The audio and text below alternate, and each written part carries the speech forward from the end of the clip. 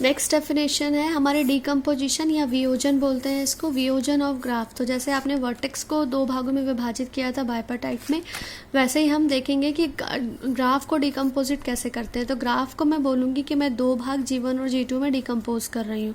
तो इस तरह से तोड़ना डिकम्पोजिशन या वियोजन कब कहलाएगा कि जब मैं उन दोनों को मिलाऊँ तो मेरा ग्राफ दोबारा से मिल जाए, या ऐसा मेरा ग्राफ G जो दो ग्राफ G1 और G2 से मिलकर बना हो। लेकिन वो जो दो भाग G1 और G2 हैं वो किस तरह से होना चाहिए, तो उन दोनों भागों में जो एजेस G1 में आ रही होंगी वो G2 में नहीं आएंगी, जो एजेस G2 में आ रही होंगी वो G1 में नहीं आएंगी। मतलब एजेस का जब इंटरसेक्शन करोगे तो वो नल मिलेगा, फाइव मिलेगा, कोई भी एज कॉमन नहीं होगी। लेकिन क्योंकि एक ही ग्राफ, अगर हम वर्टेक्स भी कॉमन नहीं रखेंगे तो वो ग्राफ एक दूसरे से जुड़ेगा ही नहीं, इसलिए कुछ वर्टेक्स कॉमन हो सकती हैं जो G1 और G2 में होंगी। लेकिन जब एजेस की बात करेंगे तो जो G1 की एज है वो G2 में नहीं आएंगी, जो G2 की एज है वो G1 में नहीं आएंगी।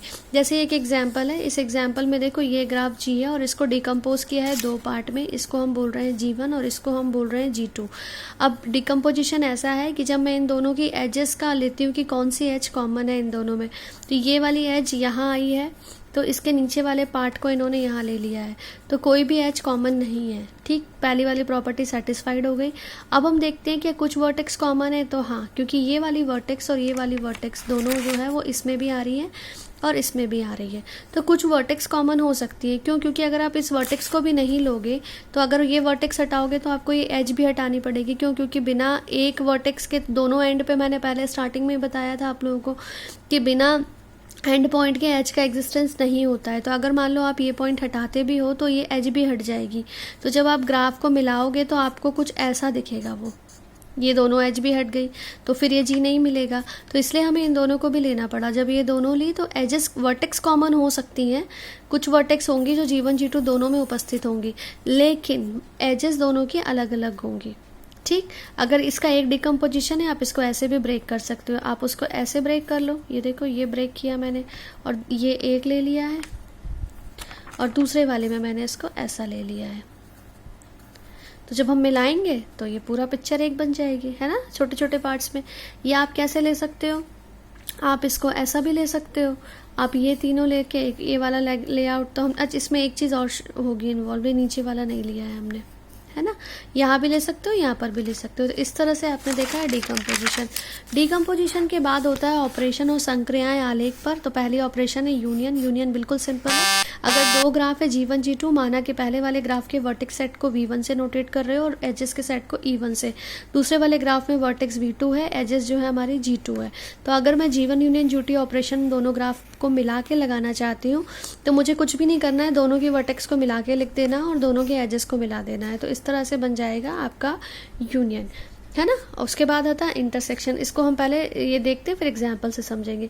इंटरसेक्शन भी सिंपल है कि पहला ग्राफ है, दूसरा ग्राफ है, अगर मुझे इन दोनों का इंटरसेक्शन निकालना हो तो मैंने दोनों के वर्टेक्स का इंटरसेक्शन होगा और दोनों के एजेस का इंटरसेक्शन होगा, बशर्ते कि दोनों का जो इंटरसेक्शन वर्टेक्स का सेट हो वो फाई नहीं होना चाहिए। क्यों? मान लो अगर कोई फाई हो गया, मतलब आपका ऐसा ग्राफ है जिसमें एक भी वर्टेक्स ही नहीं आ रही है, तो बिना वर्टेक्स के एज भी नहीं आएगी, मतलब आपको कुछ दिखेगा ही नहीं।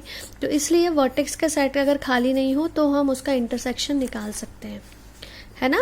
दोनों के वर्टेक्स में जब आप देखोगे तो एक ना एक एज, कम से कम एक वर्टेक्स कॉमन होना चाहिए जो इस ग्राफ में भी आ रही हो और जो इस ग्राफ में भी आ रही हो, तब तो इंटरसेक्शन पॉसिबल है, नहीं तो इंटरसेक्शन पॉसिबल नहीं है। एग्जाम्पल देखो, तो ये आपने एक ग्राफ लिया है, ये दूसरा ग्राफ लिया है, इसको हमने G1 बोला, इसको हमने G2 बोला।